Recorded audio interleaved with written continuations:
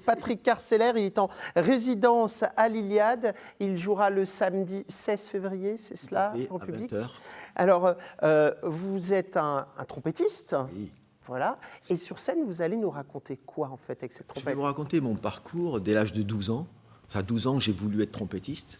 Mais d'abord, moi, je voulais jouer du saxophone dans une fanfare. Et on m'a dit, mais tu seras trompettiste, c'est pareil, c'est la même chose. Donc voilà comment on devient trompettiste, tout simplement.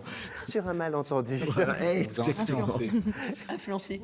Et dans ce spectacle, on va voir quoi, alors? Alors, dans ce spectacle, on verra donc mon parcours de l'âge de 12 ans jusqu'à aujourd'hui, et je vais raconter toutes des anecdotes, qui soient des moments de bonheur, des moments de détresse aussi, des moments d'un parcours de musicien, tout simplement.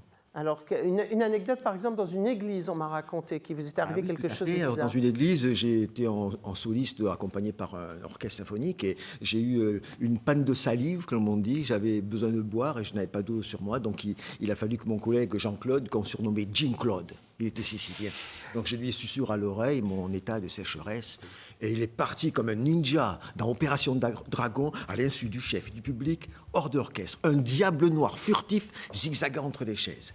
Au bout d'un moment, il est revenu avec dans ses mains puissantes un gobelet blanc. Je me suis délecté de ce breuvage comme d'un grand cru glacé. Je pouvais défaire le sort qui planait sur moi. À la fin, je suis allé voir Jean-Claude pour le remercier quand même.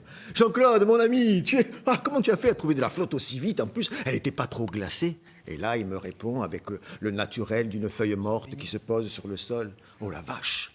J'ai galéré, oui. Oh, la sacristie était fermée, du coup.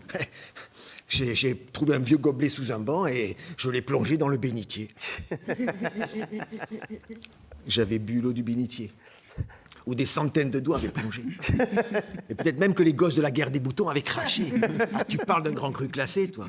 Les voies du Seigneur sont impénétrables, admettons, mais passons-nous. Parce que celle que j'ai bu, moi, c'est de l'eau de là.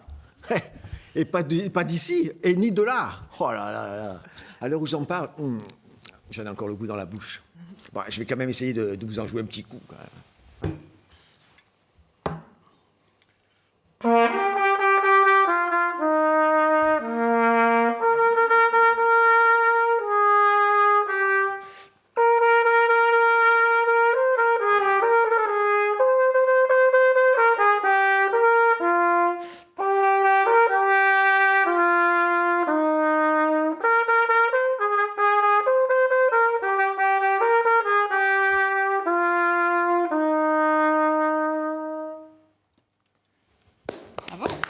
Alors, c'est ce qu'on pourra voir à la scène sur la scène de l'Iliade ce samedi. Donc, c'est presque un peu du one-man show, du concert. C'est un mélange de beaucoup de choses. Voilà. Donc, ça sera alimenté, donc mon texte sera alimenté de certains airs qui sont adaptés à ce que je suis en train de raconter, évidemment. Et des airs qu'on connaît, là, en Des airs qu'on connaît. Alors, l'occurrence. il y aura toutes sortes de musique, des extraits de musique classique, des extraits de musique populaire, des extraits de musique pour enfants aussi, quand j'avais 12 ans. Donc, Alors, ce qui va flatter les Alsaciens, c'est quand même de dire que c'est une résidence. Donc, le spectacle, vous êtes plusieurs jours à l'Iliade pour justement retravailler ce spectacle et en présenter une version spécialement pour le lieu, c'est cela? Oui, tout à fait. Donc, ces 3 jours de travail nous permettront de faire une création lumière qui sera suivie d'une captation vidéo. Tout ça pour être représenté le samedi 16 à 20h en entrée libre. Voilà, à l'Iliade à Illkirch-Gravenstaden.